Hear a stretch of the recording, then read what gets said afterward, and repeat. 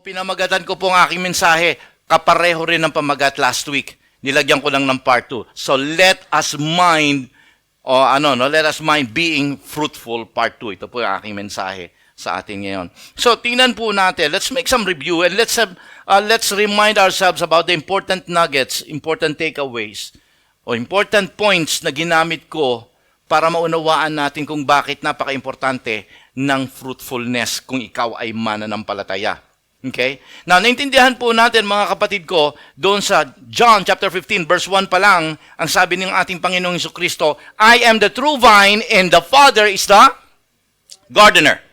Importante po maintindihan natin yon. Sinabi ni Jesus Christ doon that He is the true vine.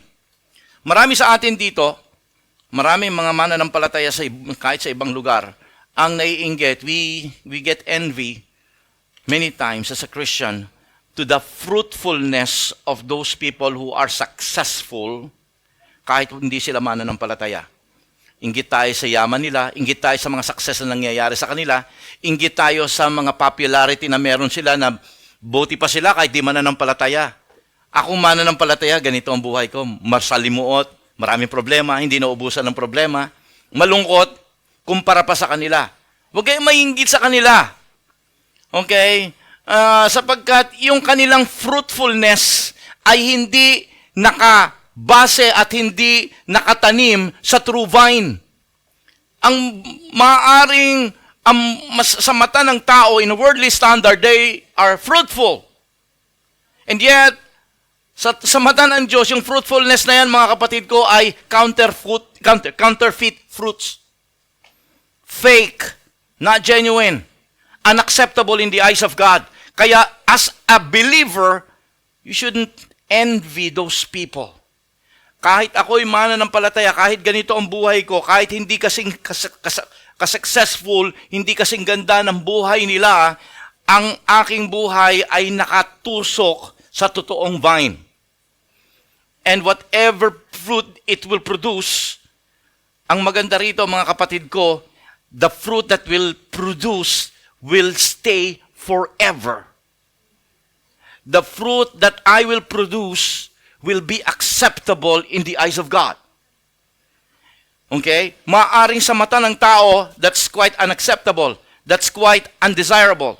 But at the end of the day, sino ba ang importante? Yung gusto ng Diyos o yung gusto ng tao?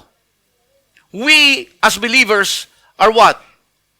God pleasers. We're not man pleasers. So gusto ko maunawaan natin ngayon dito mga kapatid ko na wag tayong malungkot kung nakikita natin ang buhay ng iba ay mas maganda kaysa sa buhay natin ngayon. Ang importante mga kapatid ko, whether you like it or not, kung ikaw ay nakatinim ng maayos sa ating Panginoong Hesus, ikaw ay magbubunga ng tama. Amen? So sabi nga po, binasa natin, binanggit ko lang, kinote ko lang yung John chapter 15 verse 1. Tingnan niyo po yung verse 5, John 15 din. Sabi niya, I am the vine, you are the branches. If any man remains in me and I in him, I will bear much fruit. Apart from me, you can do nothing. Nakita po ninyo yan? Kahit na ano pa ang ganda, kahit gaano pa ka-successful, kahit pa sa mata ng tao, nandun ka sa top 10 ng pinakamayayaman tao, pinakamasasayang tao sa buong mundo. Ang sabi ng salita ng Diyos, apart from me, you can do nothing. That's nothing in the eyes of God. We cannot buy our ticket to heaven. We cannot buy our joy. Okay? Ang lahat ng mga bagay na yan can only give us temporary happiness but not everlasting joy. Okay? It will not give you strength para makapag-endure ka sa mga problemang pwede mong kaharapin sa buhay na ito. Okay? It's only the fruit through the life-giving power of the Holy Spirit that you allow to flow through your life. Okay? That's the only way you can become fruitful. Kaya maintindihan po natin, fruitfulness po ay napaka-importante. Sabi ni Jesus Christ, pagka ang tao daw po ay fruitful, it will what? Sabi niya gano'n sa verse 6, that's the evidence that you are a true disciple of our Lord Jesus Christ, and at the same time, it gives glory to God. And that's the most important thing na dapat nating unawain pagka tayo po ay nagbubunga. Nakakapagbigay daw po ng kalulatian sa ating Panginoon, and at the same time, ito ang nakakapaggarantiya sa iyo na ikaw ay totoong disipulo ng ating Panginoong Jesucristo. Tama ang iyong layunin, tama ang iyong posisyon sa Panginoon. Kaya minsan kung ikaw ay nagdududa, kung ikaw ba ay totoong mananampalataya o hindi, try to check your fruitfulness. Therefore, kung gustong-gusto ng Diyos na tayo ay maging fruitful, then it means, kung titingnan natin yung kabaligtaran, God hates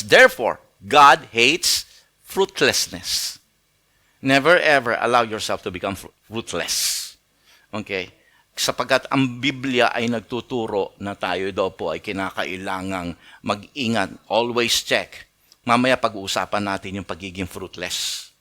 Pero let's continue. Kasi since sinabi rito ng ating Panginoong Jesucristo, He is the vine and we are the branches. If a man remains in me, I in him, he will bear much fruit. Now, balikan natin. Ano yung fruit na sinasabi rito? Okay? What are those fruit stands for? Okay? Para maintindihan natin mabuti, 3 bagay yung binanggit ko kung naalala ninyo. Amen? First, it stands for what? The fruits of the Holy Spirit. When we talk about the fruit of the Holy Spirit, you are allowing yourself to develop into Christ-likeness. Dahil yung fruit of the Holy Spirit are what? The character of God. It's what the Holy Spirit works out within us. Kaya kung halimbawa ikaw ay dating magagalitin, dati ikaw ganitong ugali mo at kagka mayroong tinatawag na changes, ibig sabihin na mumunga ka na. Kung dati sinungaling ka, kung dati palamura ka, pero ngayon ayaw mo na, meron conviction na, ibig sabihin na mumunga ka na. Why? Because the Holy Spirit was able to change your character, was able to put the character of God.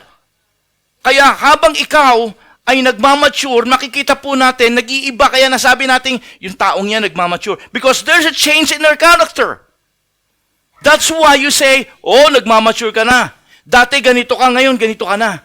Dati palamura ka, ngayon hindi ka na namin naririnig nagmumurang. Simula ngayong ikaw ay nag-unti-unti nagkukumit sa Panginoon. That's fruitfulness, my friends. You are beginning to be more like Christ. Every day, less of you and more of Him in your life. Ito po yung sinasabing producing of the fruit of the Holy Spirit in you. Just to make it more simpler when it comes to explanation. You're growing, you're maturing, your way of thinking becomes different. Dati, iba yung gusto takbo yung isip mo, iba yung gusto mong gawin, pero ngayon, you're now beginning to align your idea and your way of thinking to the will of God. Fruit of the Holy Spirit. You're not easily being, alam po ninyo yan, overwhelmed by your emotion.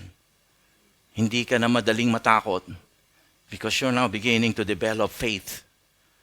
You're now beginning to develop, hindi ka na impulsive because you're now beginning to develop patience and self-control. Hindi ka na masyadong malulungkutin because you're now beginning to develop the Holy Spirit through the life giving force of the Holy Spirit. He's now beginning to give you joy in the middle of the storm. So that's it, mga kapatid ko. That's the character of God being imputed upon us. Pagka nagkakaganyan ka at may mga pagbabago na, namumunga ka na. Now, another thing, pero sabi ng salita ng Diyos, yan ay makikita if you will remain in me. So sabi ng Matthew 3:8, produce fruit in keeping with repentance.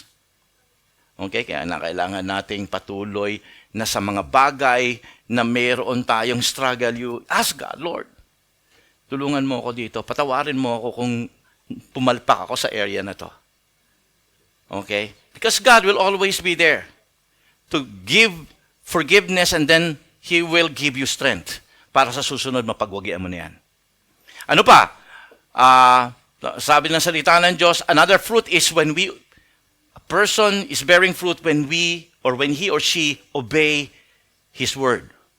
Now, para to make it more clearer, hindi yung kung ano lang ay nakasulat ng Biblia, yun ang susundin mo. Of course, yun.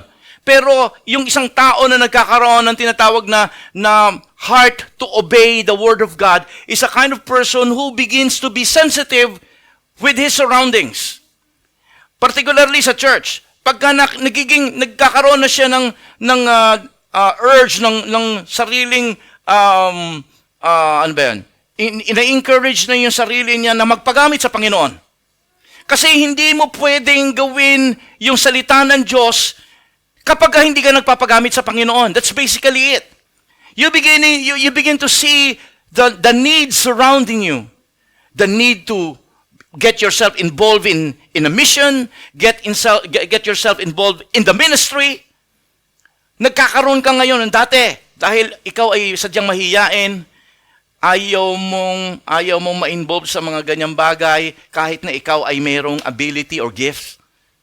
You don't want to get involved with that. But now, because you are beginning to grow, to mature, nagkakaroon ka ngayon ng sige, kahit na nakakahiya, kahit hindi ako sanay dyan, kahit hindi yan yung ganyang ugali ko, sige, magpapagamit ako sa Panginoon. Now, you're beginning to be fruitful. That's kumbaga, the way ng isang tao ay nagiging fruitful sa kanyang Christian life. Kaya, bilang mga anak ng Diyos, tandaan natin, naintindihan natin ngayon na ikaw ay nagiging mabuti, naintindihan mo na, sige, ipagpe-pray ko si ganito. You're now beginning to have that sense of desire to not only na magpagamit ka sa Panginoon, kung hindi makatulong ka sa pangangailangan ng mga kapatid mo na nasa paligid mo.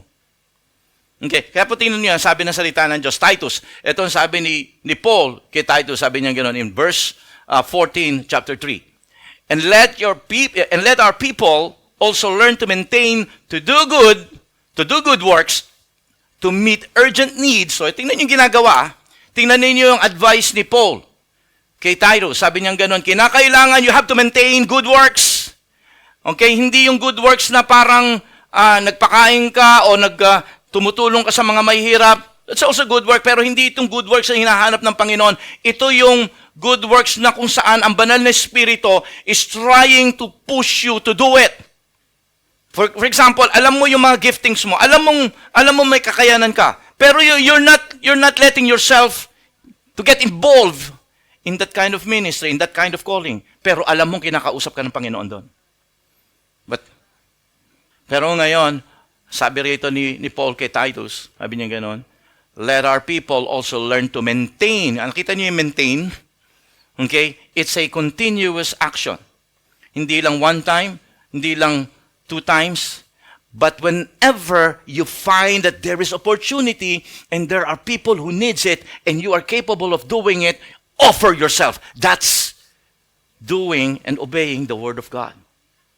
Kasi spontaneous ang salita ng Diyos, mga kapatid ko eh. Spontaneous yan eh. Makikita mo ang banal na Espiritu, biglang mangungusap sa'yo. Mararamdaman mo. You know that it's the Holy Spirit. You can clearly feel and hear His words vividly. Naranasan nyo na yon? Yung, alam mo yung pagsasabihin ng Panginoon, sharean mo siya, or bakit hindi ka na magpagamit ngayon? Bakit hindi ka na get involved with the ministry? Nakikita mong kulang sa manggagawa. Bakit hindi mo i-offer? Masasabihin natin, hindi, busy pa ako, Lord. Lord, nahihiya ako, Lord. Hindi kasi ganyan yung ano ko. Minsan, okay, pagbigyan natin yung tinig na naririnig natin. It's the Holy Spirit, actually. Now, the Holy Spirit, because you're now beginning to grow in your faith, you now begin to hear the Holy Spirit speaking to you. Have you experienced that? Naririnig mong tinig ng banal na Espiritu? Sa prayer mo, nagre-respond ang Panginoon. Now, kapag ka narinig mo yan, huwag ka magtengang kawali. At kapag ka sinabi mong, Panginoon, minsan nagpe-pray tayo, we pray like this na, Panginoon, gamitin mo ako. Tapos biglang sasabihin ng Panginoon, okay, may papakita sa iyo yung bagay na yon. Tapos wala ka namang gagawin. Pero ang prayer mo, gamitin mo ako, Panginoon, ha? If you will not respond doon sa hiningi mong prayer at pinakita sa iyo ng Panginoon, tingnan mo na, hindi ka magbubunga.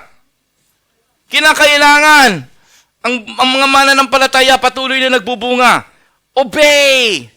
Now, it's not, ulitin ko, nakasulat sa Biblia yan, pero may spontaneous revelation ng Banal na Espiritu sa'yo.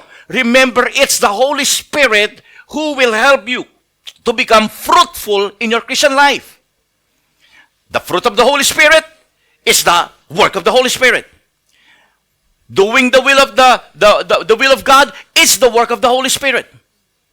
Okay? Kaya mo malalaman when to do good works. When, sabi pa, tuloy natin, to meet the urgent needs. It's the Holy Spirit who will reveal to you. Anak, ikaw, ipag-pray mo siya. Huwag mo nang hintayin si pastor. That they, listen to this, that they may not be unfruitful. There's the word. So, ibig sabihin, if you will not going to do the good works, if you're not going to meet the needs of others where the Holy Spirit is speaking to you, then sabi ng salita ng Diyos, magiging unfruitful ka. Magiging unfruitful ka. But if you do that, you will keep yourself fruitful. Ganun lang ibig sabihin yan. Okay? So, dalawa yon.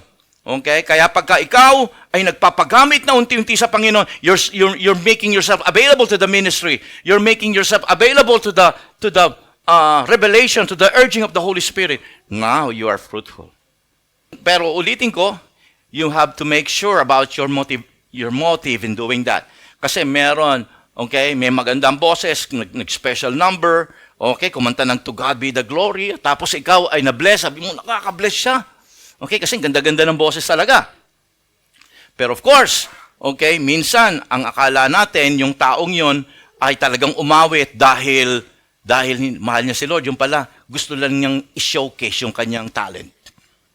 If you will not be aware, kung ba ginawa mo lang yan because you want to showcase something that you have, the talents and the giftings that you have, not because you love God, not because you are, the Holy Spirit is flowing and giving you that urge to convincing you na magpagamit ka na sa Panginoon. And now, the love for God is overflowing. Kaya doon, kahit ayaw mo, gagawin mo. Now, that's fruitfulness, my friend. Kasi kalaban mo yung sarili mo. Sinunod mo yung Banal na Espiritu. So, again, titingnan natin dito. Minsan kasi, pwede tayong lokohin at ano ng diablo na, alam po ninyo yun, na parang ang akala natin, once we do the ministry, kahit na ikaw ay iba ang motive natin, kala natin okay na yun sa Panginoon. Hindi. God is always making sure na ginawa mo ba yun out of love for me or out of love for yourself. God will always check it out. So, obey His word. And the third one is, alam natin yan, winning souls and trying to keep those souls strong. Okay? Discipling those people. Yung kakaroon ka ngayon ng burden for the lost souls. Okay, you're now making plans to reach out for those people. Okay? Proverbs 11:30 says, "The fruit of the righteous is the tree of life, and the one who is wise save lives." Now, paano ka makapag-save ng lives? Alam po ninyo na lahat ng mga tao nandyan sa labas, they are all dying. That without hearing, without accepting Jesus Christ as their personal Savior and Lord, they will die. Without you telling them about the good news, about the gospel, that God can save them, that there is now a way for them to be a child of God, to become a child of God. Alam po ninyo, yun po yung bagay at ikaw lang ang may dala nun, walang iba. Karoon ka ng kabigatan ng ganon, mga kapatid ko, sabi ng salita ng Diyos, you will be the one who save lives. At the same time, tayo bilang mga anak ng Diyos, dahil pagka ikaw nagkaroon ka na ng burden na mag-share ng gospel, kahit mahiyain ka, kalaban mo parati rito sarili mo eh. Bukod kay Satanas, sarili mo ang kalaban mo rito. Tapos kahit hindi ka marunong magsalita, hindi ka articulate, hindi ka konti lang ang alam mo sa verse, pero nandoon na yung puso mong mag-share ng gospel, magdala ng mga kaibigan, kakilala. Mga kapatid ko, namumunga ka na. namumunga ka na. Kaya gusto kong intindihin natin dito, okay, hindi lang ang pamumunga sa isang area lang. Sa lahat ng bagay nito, namumunga ka. Kaya gusto ng Diyos, tayo ay namumulaklak sa bunga. Naalala nyo last week, mayroong sanga, kaya make it sure na kayo yung sanga na namumunga.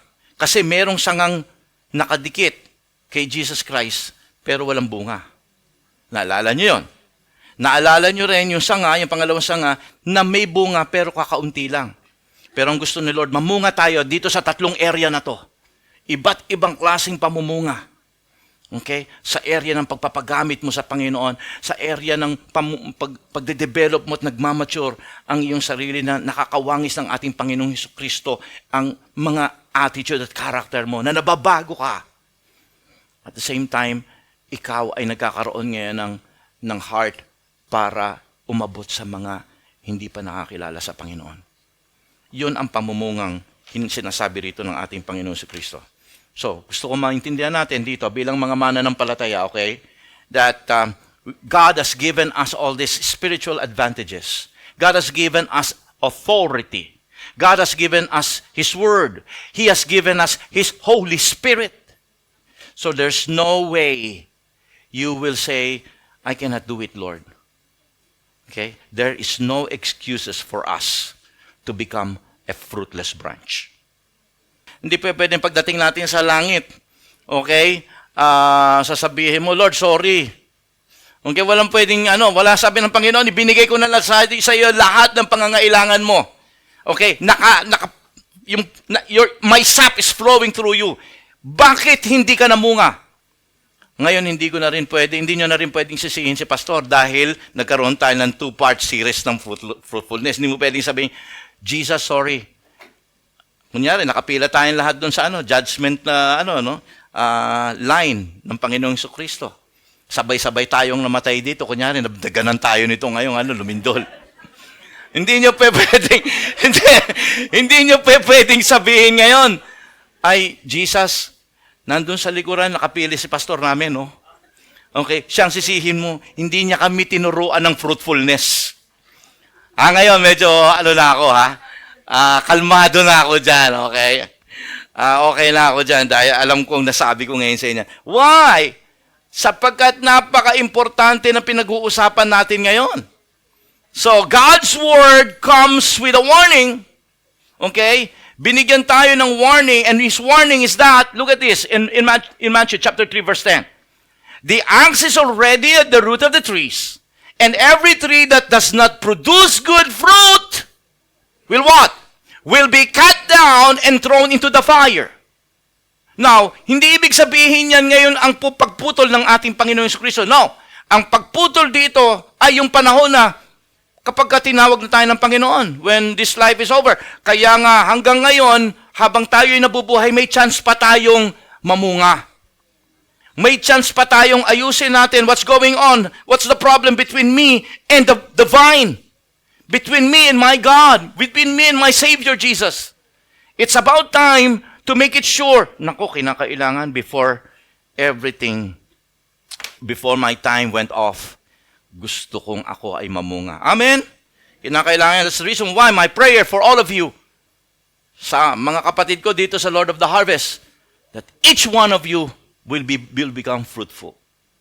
Now, let's go and continue. Today, we're going to continue and finish this topic about fruitfulness by the story of Jesus according to the book of Mark. One day, Jesus Christ was talking and walking with His disciples. They went within the city of Jerusalem. Now, kung pupunta po kayo sa city of Jerusalem, it's a walled city. Walled po yan. Okay, dahil of course, yan po ay kanilang may fortress po yan para hindi sila mapasok agad-agad ng kalaban. But nowadays, may wall pa rin yan. Kaya makikita nyo, you can just imagine kung anong klase ang pamumuhay during sa panahon ng ating Panginoon Jesucristo. So, tingnan po natin, and we can just see, imagine ourselves, kung paano tayo, anong problema ni Lord sa mga Kristiyano na hindi namumunga. Now, let's go and read verse 11 to 14 ng Mark 11, chapter 11. Jesus entered Jerusalem and went to the temple. He looked around at everything. Sabi niya ganon. So, nagmanman si Jesus Christ habang siya nandun sa templo. Ito po yung templo, mga kapatid ko, na sa susunod na araw, okay, ay babalikan niya to. At kanyang wawasakin ang lahat ng mga paninda rito. Ito yung punto na yon. Pero at this time around, hindi mo niya ginawa ito dahil ang dahilan, it was already late. Basahin natin. He looked around at everything. But since it was already late, there you go. Sabi niya gano'n, hindi. Sabi siguro natin, Panginoon si Kristo, okay, pagbibigyan ko ngayon, it's already late, nagtitiklop na kayo ng mga paninda ninyo. Okay, bukas, yari kayo lahat sa akin.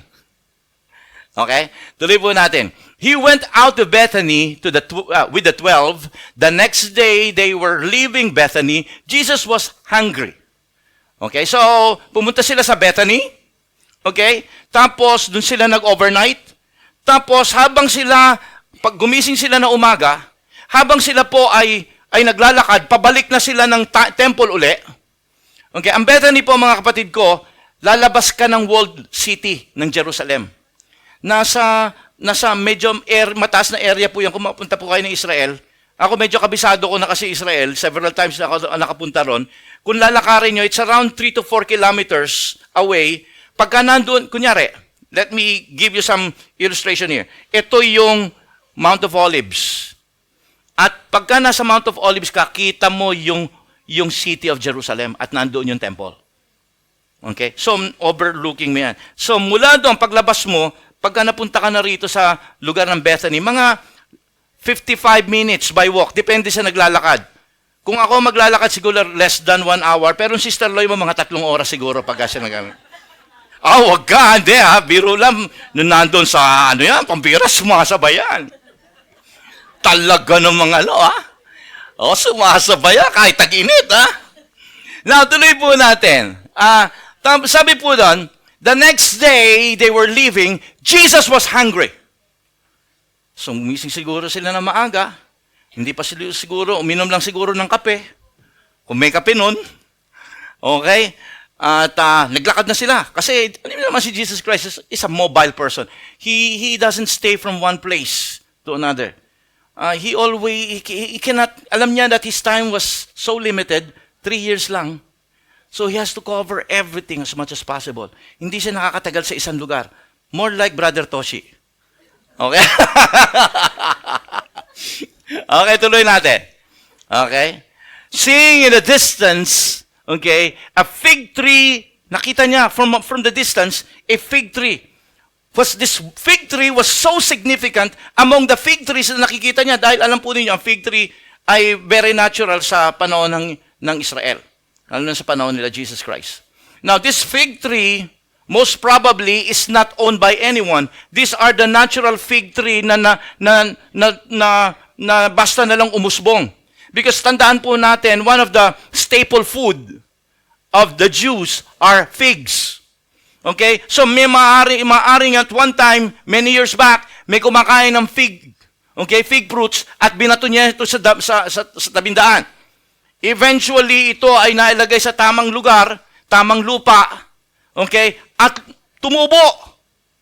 So maraming ganyan sa tabing daan habang naglalakad. At ito ay pwede mong kainin dahil walang nagmamay-ari. So hindi illegal kainin yung mga bunga nila. Now, among all the fig trees or trees na nakita ng ating Panginoon Jesucristo, very significant itong isang to. Because sabi ng salita ng Diyos dito, this tree was so full of leaves. Have you ever seen a fig tree? Now, if you do not have, any idea about fig trees, ang fig tree po ay malaki at ang dahon nito malalabay. Tayo, mga Pilipino tayo, nakita natin yung dahon ng papaya. Kapag nakakita kayo ng dahon ng papaya, halos magkapareho ang laki at lapad at style ng fig tree leaves at saka ng papaya leaves. Ganon kalapad. Naalala ninyo nung gumawa ng damit si Adan at saka si Eva. Tama? Nung gumawa anong ginamit nila? Fig tree leaves. Kasi malalapad, ganyan malapad yung niya. Kaya pagka ginanon mo yan, Kaya yan ang tinahi nila, humabi sila ng fig tree leaves at yun ang dinamit nila. So sa malayo, kitang-kitang mo itong fig tree leaves na to na maraming leaves. Okay? Kakaiba siya dahil maraming fig tree leaves doon na ibang itsura. Bakit po? Kasi, makikita natin kung bakit. Sabi ng salita ng Diyos, tuloy natin sa verse 12, the next day they were leaving Bethany. Jesus was hungry, seeing at a distance a fig tree leaves. He went to find it out if there's any fruit. When he reached it, he found nothing but leaves. Because it was not the season of figs. It was not the season of figs. Now, kung maintindihan natin yung figs, ang fig tree po, ang mga fig tree, may maraming variety yan. May namumunga ng isang beses isang taon, may variety na 2 beses isang taon, at may mga namumunga ng kahit anong panahon, basta susceptible para siya ay mamumunga. At isa sa mga dahilan para malaman mong ang isang fig tree ay may bunga kapag ka ito ay mayroon ng malalabay na leaves. May mga puno, di ba, na pagka wala ng dahon, dun siya magbubunga. Tapos pagka may dahon, walang bunga. Pero ang fig tree, kakaiba po. The more na ito ay makikita mong may malalabay at maraming mga dahon, ibig sabihin nun may bunga. Kaya, no wonder, among all the fig trees na nadaanan nila Jesus Christ, malayo, sabi, from the distance, nakita ni Jesus Christ, doon tayo kasi yung maraming dahon, sigurado may bunga. But, lo and behold, when they came near to the tree, sabi ng salita ng Diyos, lahat sila, maaaring yung pati yung mga disipulo niya naganap, baka umakyat pa ng puno, wala!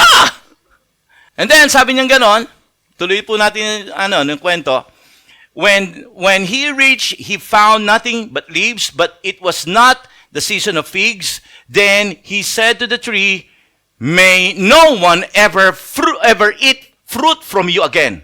And his disciples heard him say it.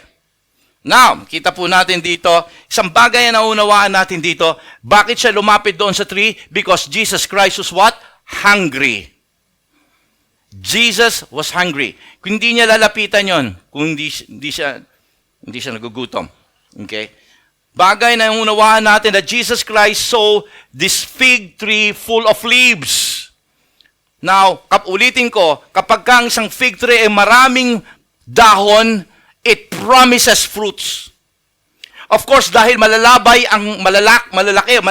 ang dahon, from afar, you cannot see the fruits. Dahil, alam niyo po, ang fig fruits, ganyan lang po kaliit yan.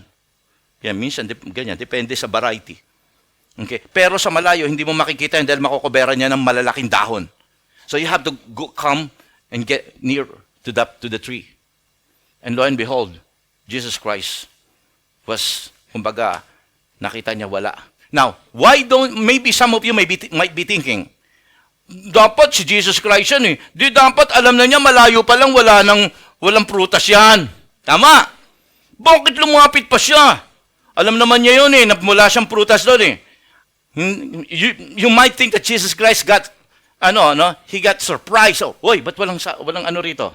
No, he was not caught by surprise. Alam ng ating Panginoong Hesukristo that one na punong-puno ng dahon among all the fig trees that they saw ay walang bunga. He was not caught by surprise. Remember when I said Jesus is a master communicator? He found that situation to teach an important lesson for his disciples about fruitfulness. Kita ninyo, many times si Jesus Christ was talking about fruitfulness sa kanyang mga disipulo. Last week, sinabi niya sa John chapter 15, I am the vine and you are the branches. And this time around, again, okay, plus meron pa siyang isang parable about yung parable of the fig tree rin na hindi namumunga for several years. Why? Because Jesus was really sending a message across sa kanyang mga hearers at sa kanyang mga disipulo. He wanted them to be as fruitful as possible. Because their fruitfulness will become one day an important tool. Sapagkat ang ating Panginoong Hesukristo, if they will not, kumbaga hindi sila masasanay na mamunga ng mamunga, kapag ka nawala ang ating Panginoong Hesukristo, wala silang panlaban, hindi sila titibay, hindi sila magpapatuloy na maging kawangis ng ating Panginoong Hesukristo. Kaya gusto ng ating Panginoong Hesukristo na magkaroon sila ng ano po ninyo yan, na masanay silang parating nagbubunga. Kaya si Jesus Christ parating, itong nakita niya ito, okay, this is another wonderful teaching for my disciple. Remember, ang kasama niya lang dito, yung 12, malinaw sa nabasa natin. Okay? So, ano pong nakita natin dito later on? So, sabi niya, alam niyo ito yung nakita niyo, walang bunga. So, ang ginawa ng ating Panginoon Kristo, ang ginawa niya, kinurse niya to their surprise. But before I move to that word, maintindihan po natin that maraming mga Kristiyano, okay, ang paminsan-minsan binibisita ng Lord kung may bunga o hindi. There are lots of Christians who attend in the church every week. Makikita natin, minsan kasi madali tayong magoyo, madali tayong madala na sasabihin natin, oy, nakaka-bless siya, oy, ang sipag niya sa church. But, yun yung very promising dahil from afar, madahon. Alam niyo, ang puno, pagka madahon, attractive. Hello? Pagka ang dahon, ang puno, walang dahon, parang ang dating sa atin, parang horror ang dating, Parang yung tuyo, kakatakot Okay? Pero pagka ang puno ay talagang sobrang green dahil sa marami niyang dahon, attractive 'yan. Okay? Nilalapitan ng mga ibon 'yan at diyan sila kumakanlong pag umuulan. Ganda rin diyan sa ilalim pagka mainit ang araw sapagkat mahangin diyan. Pero alam po ninyo, sad to say, hindi 'yun ang hinahanap ni Jesus sa atin. He doesn't care if our Christian life is impressive. What He looks for us is our fruitfulness. Kahit po kita natin dito na siya po itong buhay natin ito. Even if we love the Lord, even if we attend our church, alam ko marami sa atin, mahal natin ang ating bahay-sambahan.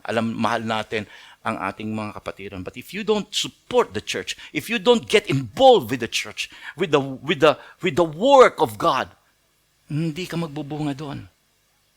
Ang importante po rito mga kapatid is you're now beginning to offer. Kagaya nga sabi ko sa inyo kanina na alam niyo sa church natin maraming pwedeng gawin. Hindi naman po ministry.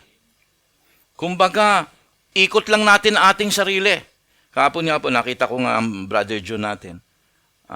Nandoon na pagbaba dahil meron yung congratulations nga pala kila Sister Anna, Brother Julius, dahil yung anak nilang bunso ay dinedicate ko kahapon.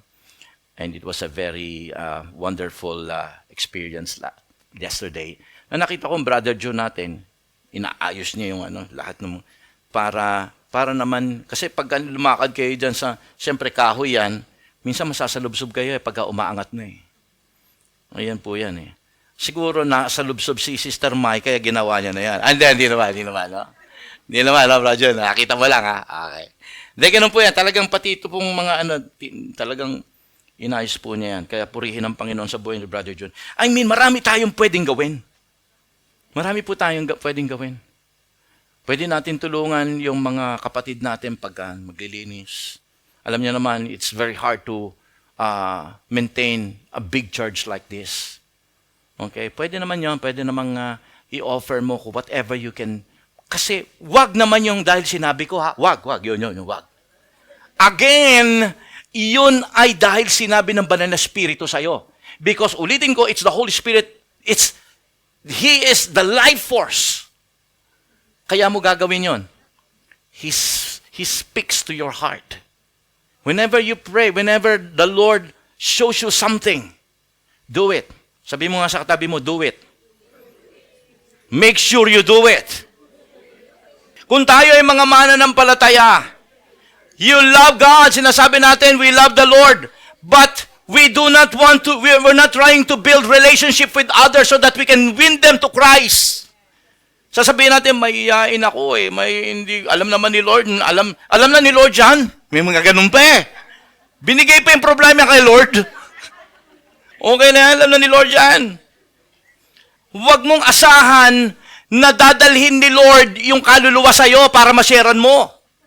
Sabi ng salita ng Diyos, pinag-utusan tayo, go ye unto all the world. You go. Hindi niya sinabing, stay where you are and I will send them to you. May ganun ba? No. Talagang whether you like it or not, kakapalan natin ang ating mooks. Pero tandaan natin, kapag ginawa mo, kinalaban mo yung ayaw ng damdamin mo, pero yun ang gusto ng Panginoon, doon ka mamumunga. Amen? Palakpakan po natin ang Lord dyan. So I'm telling you, our God is seeking out your fruits. He's seeking out our fruits. Jesus is hungry with our fruits.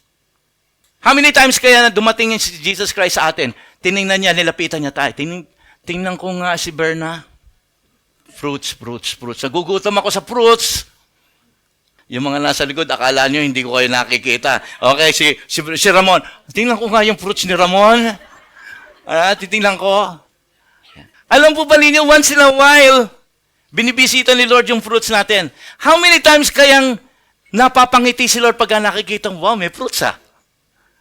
Pero isang bagay ang gusto ko maunawaan natin. Gusto niyo mapangiti si Lord sa fruits? Pero I'm gonna be talking more about this later. Kinakailangan may bunga ka, hindi may bungang bubot. Tandaan niyo, nagugutom si Jesus. Kung nakakita man siya ng bunga doon pero bubot, hindi kakainin ni Jesus Christ. Tama po ba? Kakain ka ba ng bubot? Yung ganun, maasim yun. Hindi masarap yun. Maliban na lang kung bayabas yun. Gusto ko yung bubot ng bayabas. Yung ayoko naman yung maliit. Mapait yun. Yung sabi nga nila, maniba lang yan.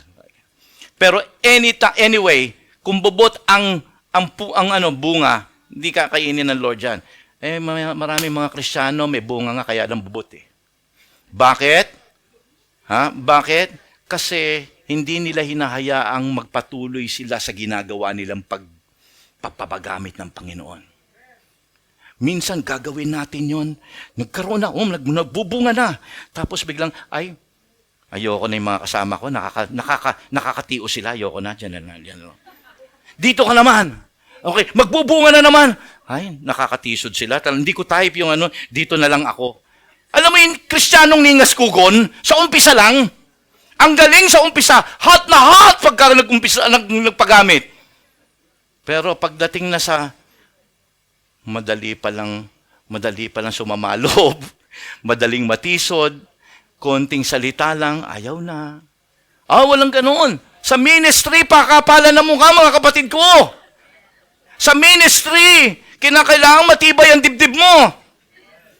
Sapagkat hindi lahat nakangiti sa'yo.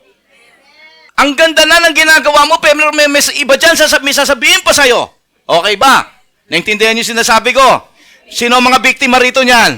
Kita nyo? Ang dami, di ba? Normal! But one thing is for sure, God is visiting us, looking out, seeking out for our fruits.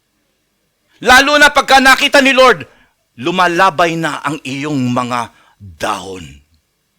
Tandaan natin, isa sa mga character ng fig tree na mabunga yan, madahon. Iyon ang kakaibang karakteristik ng fig tree. Kaya alam ng mga disipulo, nung lumapit si Jesus Christ doon, nag-e-expect din sila lahat ng bunga. Nag-e-expect din sila. And I'm pretty sure, alam nila may bunga to. Kasi sanay sila eh. Hudyo yung mga yan eh. Normal na pagkain sa staple fruit yan sa kanila. But they were all disappointed. But not Jesus Christ. Sila ang disappointed, hindi si Jesus Christ. Because talagang dinala sila ng Panginoon doon sapagkat mayroong gustong ituro sa kanila. So, gusto ko maunawaan natin, sa lahat ng area na gagawin natin, dapat maging fruitful tayo. Amen? Sa lahat ng bagay. Kasi, once in a while, Chine-check ni Lord ang puno natin, ang buhay natin. At huwag kayong mag-alala, huwag kayong magmadali, sapagkat kagaya ng bunga na sinabi ko, bubutyan, pero magpatuloy ka lang. Sabi nga natin sa Japan, maggamanste. Tiis-tiis ka lang, tsaga-tsaga lang. May mga babanat sa iyo sa kaliwa. Mayroon kang hindi makikita sa kanan na gusto. May mga discouragement sa paligid-ligid. At ipapadama nila sa iyo yan. Pero kung ikaw ay mananatili, kakapit, hayaan mo ang banal na Espiritu, bigyan ka ng kalakasan, yung bubot na yan, magbubung, lalaki yan at magiging hinog yan. At kapag ang bunga natin, ang nakita ni Lord dyan, ay hinog na bunga, it will bring delight unto the Lord. Because He was not hungry sa mga bungang bubot. Gutom siya sa mga bungang hinog. It's not easy to bring this fruit to get ripe. It's not easy. Pero alam po ninyo mga kapatid, talking about paano mo poprotektahan ang iyong bunga later. Okay? Para ikaw ay marating mo na mapahinog mo yung naumpisahang buko, ika nga. Buko pa lang na fruits. Pero kinakailangan mong magtiis. Alam po ninyo, ito ang sabi ng salita ng Diyos. Sabi ni Prophet Isaiah sa mga Israelita. Sabi niya gano'n, for precept must be upon precept. Precept upon precept. Line upon line. Line upon line. Here a little and there a little. What was he talking about? He was talking about the slow work of the Holy Spirit upon our lives. He was talking about the glory upon glory of the work of God upon your lives. Hindi ka pwedeng magiging mature agad pagka nag-pray ka ngayon, bukas sa umaga mature ka na. Hindi agad-agad mangyayari yan. But as you keep on doing it little by little, precept upon precept, line upon line, yan ang ibig po sabihin yan. Be patient. Be patient. Because later on, you will be fruitful and you will be mature and you will overcome whatever the enemy will throw against you. Amen? You will be stronger than ever before. And you will be a blessing for others. Yun po yun. Kaya huwag kayong mag-alala, huwag kayong magmadali. Umpisahan nyo lang ngayon. Ika nga sa salitang Tagalog, utay-utay lang, day. May day yung Tagalog. Yun ang Bisaya, yung day. Pero yung utay-utay, Tagalog yun. So, anong ginawa ng ating Panginoong Jesucristo dito? He cursed the fig tree. Siguro, at this point in time, sasabihin ng mga disipulo, grabe naman si Jesus Christ, masama palang magugutom, kine-curse ang puno. Pambira, grabe naman. Yun lang ang wala lang nakita kaming grabe pala, sa sobrang gutom siguro ni Jesus Christ, kaya sinumpa yung masama palang magugutom si Jesus Christ. But now, again, the story here is this, para maintindihan natin. Balikan natin yung ating verse kanina. Kanina, binasa natin kanina, Mark 11, verse 11 to 14, right? Now, let's jump to verse 20 and 21. Ito yung sumunod na araw na natulog uli sila. Okay? Gumising sila ngayon. Tandaan natin, nagugutom si Jesus Christ. Okay? Almost, siguro mga 20, hindi naman 24 hours, wala pang 24 hours na pagkagising nila, bumalik uli sila sa temple. So habang sila'y pabalik, nadaanan nila ngayon yung puno. Tama po ba? Tingnan po natin. In the morning, as they went along, they saw the fig tree withered from the roots. Peter remembered and said to Jesus, Rabbi, look! The fig tree you cursed has withered! Naggulat sila. Ang bilis nung natuyo agad, namatay agad. Wala pang 24 hours. Talagang, wow, ba't ganito to? Ito ba yun talaga? Pero matsigay na, hindi ako nagkakamali, ito yung lugar na yon. So malinaw po mga kapatid ko, nayanig sila rito. Okay. Now, you might be asking me, what does this fig tree incident have to do? And what can they learn from this? Now, again, ulitin ko, this story about the fig tree is a parable, a sort of parable for the disciples. This is a story, pero Jesus is using this as an illustration, like a parable. Kasi tandaan po natin mga kapatid ko, ang Israel, okay, ay itinaguyod ng Panginoon. Israel is a nation chosen by God to become fruitful for His glory. God gave them the prominence among all nations. God gave them the best blessing that He can offer. He showed them the miracle and care.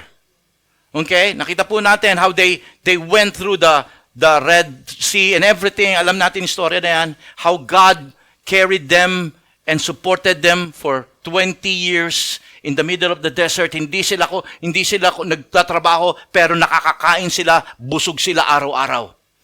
Saan ka nakakita ng tsanyelas for 20 years hindi na pudpud? Kahit ang Nike hindi makakagawa nun. Tama po ba?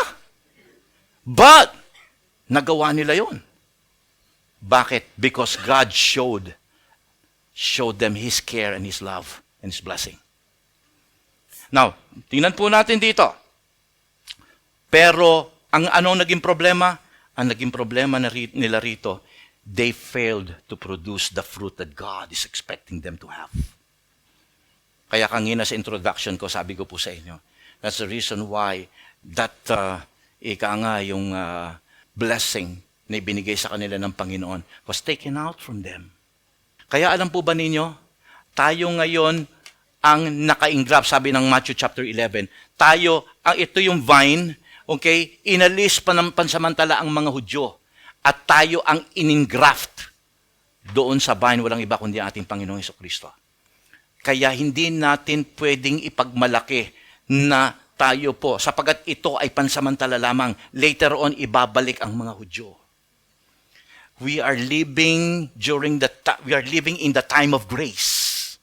Biyaya ito ng Diyos. Kaya wag nating ipagmalaki habang buhay meron tayo. No. There will come a time the original chosen one will be grafted again.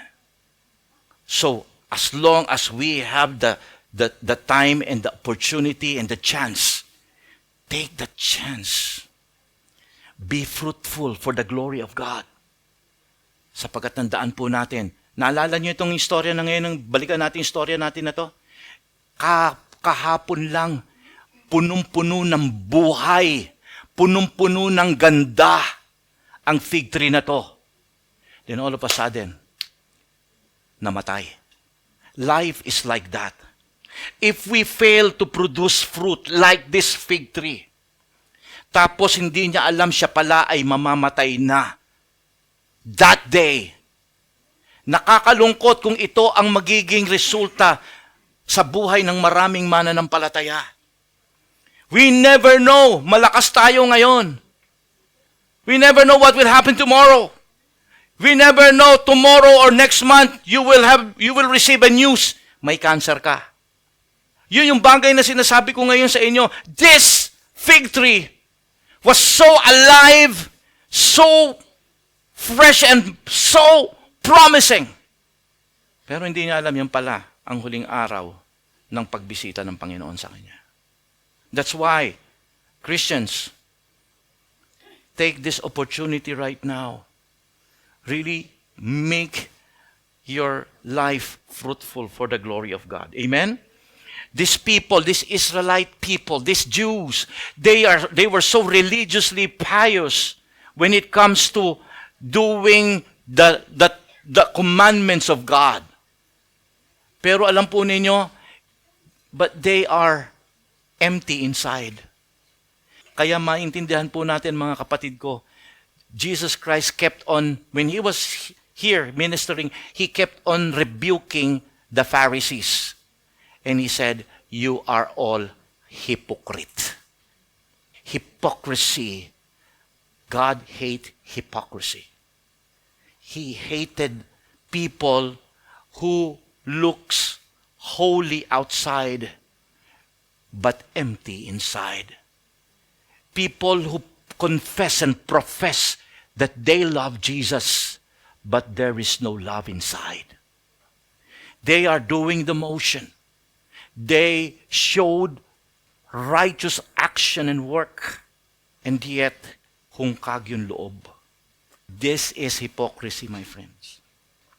You look attractive outside just like this fig tree. But when you come closer and look deep inside of their hearts, you will find that their lives, their hearts are unclean. Jesus got angry at the hypocrisy of that fig tree. That's the reason why he cursed it. Hypocrisy, alam po niya, mentality. This is the mentality of a hypocrite person. Hypocrite person is, he always has the idea that the outside appearance is all that matters. Para sa kanya, pagka gumagawa siya ng mabuti, matatanggap na ni Lord to. Pwede na to. Lalo na kapag may mga pumupuri sa kanyang mabuting ginagawa. Akala niya, yung praises ng tao sa ginagawa niya ay affirmation ng God sa ginagawa niya. No, kagaya ng sinasabi ko sa inyo, hindi nakatingin si Lord sa ating outward action of righteousness. Parati siya nakatingin sa motivation kung bakit mo ginawa yan. So gusto kong ito nakakatakot sa paglilingkod sa Panginoon. We must always make it sure. What's the motivation behind? Bakit ka nagpapagamit sa Panginoon? Bakit ka tumayo ngayon? Bakit gusto mong maging pastor? Bakit gusto mong maging ganito? Bakit gusto mong maging ganyan? What's the motivation behind? Is that because you truly love God? Is that because the Holy Spirit is pushing you to become one? Or you have something inside that you want to accomplish? God hates hypocrisy. Sabi po, balikan natin ating verse. Okay, Sabi po ng Matthew chapter 6 verse 1. Tingnan po ninyo to. This is very powerful. Si Jesus Christ nagsasalita rito. Be careful not to do your acts of righteousness before men, to be seen by them. If you do, you will have no rewards from your Father in heaven. Itong action of righteousness, mga kapatid ko, hindi po ito yung action of righteousness na dahil tumulong ka at sinabi ng Panginoon sa iyo. Ibig sabihin, ito yung hypocrisy na gumawa ka ng matuwid, maganda o righteous action, pero iba yung motivation mo. Alam po ninyo, kumakanta kanina. To showcase her, what? Her talent. Ganun po yon. Yung in-explain ko kanina. Okay, hindi music minister, hindi si Pitch yun, ha? Baka akala nyo si Pitch yun. Yung kumakanta rito kanina. Okay, at hindi rin si Arvin yun. Yung sinabi ko kanina na yung kumakanta. Okay, yun po yun. Alam niyo po ba, that's one of the, pagka nagtuturo po ako ng Praise and Worship Symposium, okay, kasi tandaan nyo, bago po naging pastor si Pastor Monty, ako po ay isang song leader at musical director ng church namin. So I know music. And kapag nagtuturo po ako niyan, talagang yun ang inaano ko parati. You have to make it sure na ang puso mo tama. Kasi pagka ikaw ay tumatayo sa harapan at ikaw ay song leader, alam po ninyo, you are a leader in the eyes of the congregation. You're leading them to the presence of the Holy Spirit. And if you are not prepared, you have a big responsibility. Yun ang sinasabi ko sa kanila. May responsibilidad kayo, malaki yan. We're not talking about talents per se. Sapagkat kung talent lang ang magagamitin natin dito, we are not praising God, but we are entertaining people. There's a big difference. Remember? The inner motive. Now, balikan natin to. So, sabi ni Jesus, be aware, be careful to do the acts of righteousness. Okay? So, tingnan natin, ano yung sinasabi ko sa inyo kanina? Tingnan ninyo yung sabi niya sa mga Pharisees, "Woe to you, teachers of the law and Pharisees! You are hypocrites! You're hypocrites! You are like whitewashed tomb. Malinis yung iyong nicho, which looks beautiful on the outside, but on the inside are full of dead men's bones, everything unclean. In the same way, you appear to the people as righteous, but on the inside, you are full of hypocrisy and wickedness." That's the reason why, sabi ko nga po sa inyo, fruitfulness, kaya tinuloy ko to, kaya tinapos ko to eh. Kasi napaka-importante, baka akala natin, yung tatlong bagay na sinabi natin, pwede na. Hindi. Kinakailangan parating ginawa mo yon because the Holy Spirit tells you to do so. Without the leading of the Holy Spirit, you cannot do it. Apart from Him, we can do nothing. Amen? Palakpakan po natin ating Diyos dyan. At dito na po ako magtatapos. Okay? Sabi ko nga ngayon na tayo as a Christian, we should never stop producing fruits. If there is any chance to produce fruits, from all of these three things, gawin mo. Magbunga tayo na magbunga. Amen? At yung fruits na yan, sabi ko kanina rin, kinakailangang hindi bubot. Kinakailangang ito ay mapapahinog mo. Now, mahirap magpahinog ng bunga. Nandiyan po ba kayo? Sapagkat pipigilan ka ng dyablo. Pipigilan ka. May mga bagay na gagawin ang dyablo para yung bunga mo mawala sa'yo.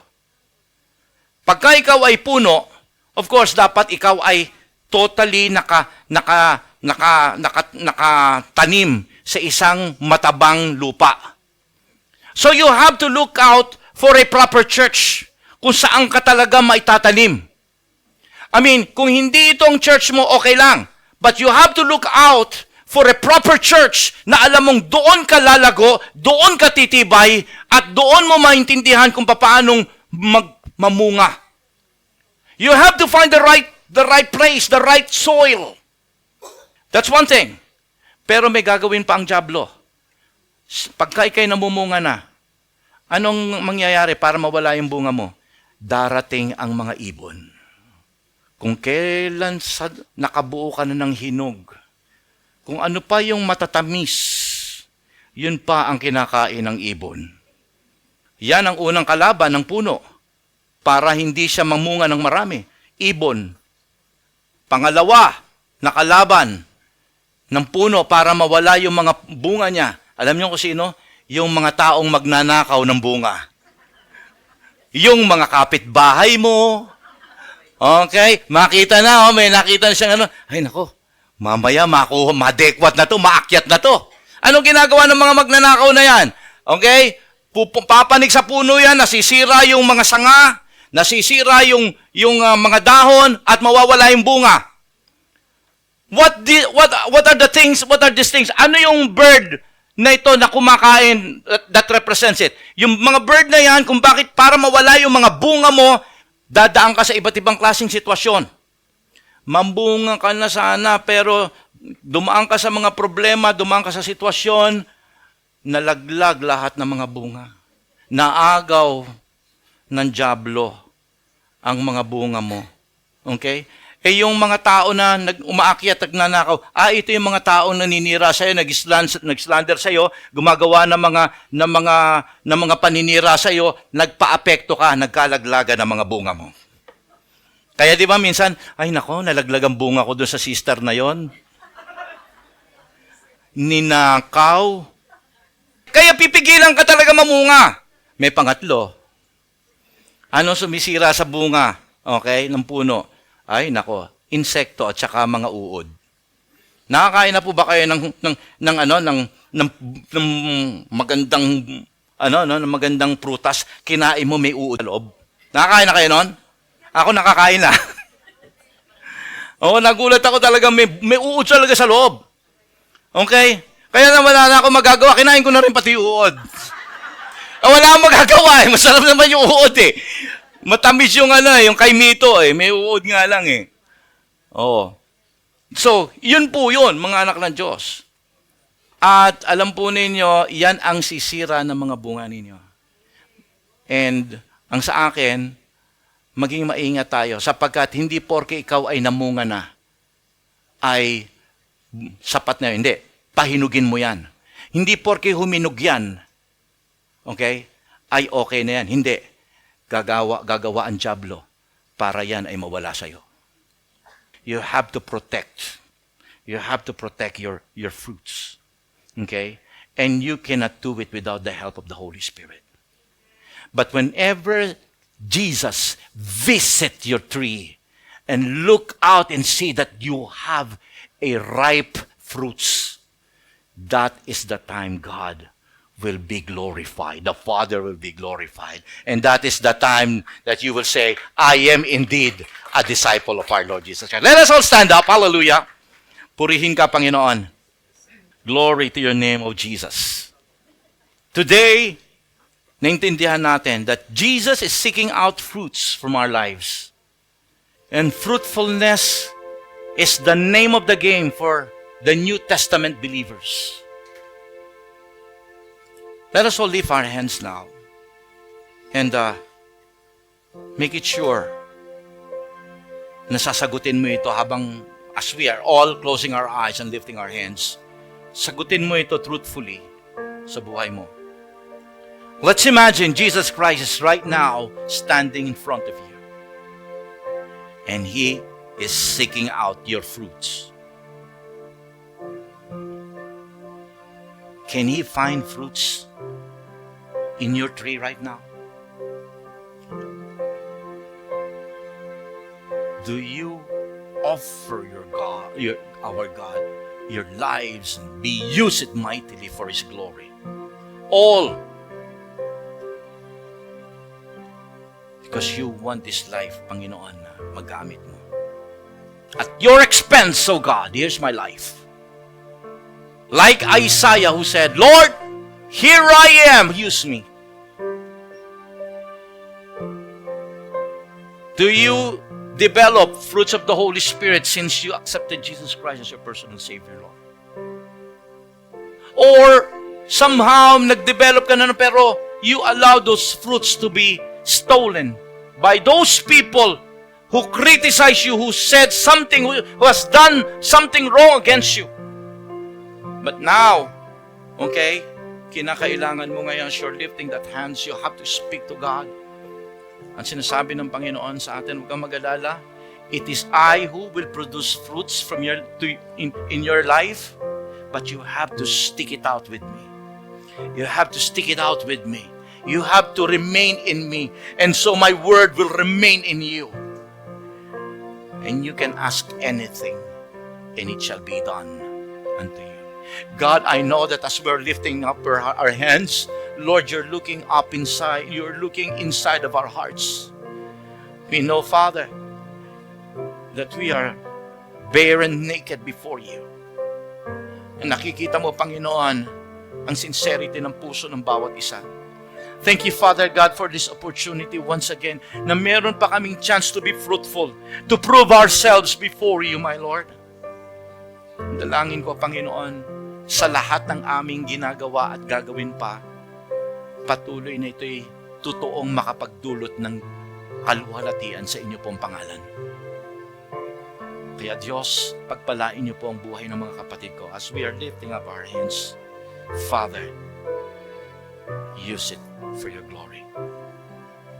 Make us fruitful. In the mighty name of Jesus we pray. Amen. Palakpakan po natin ating Panginoon.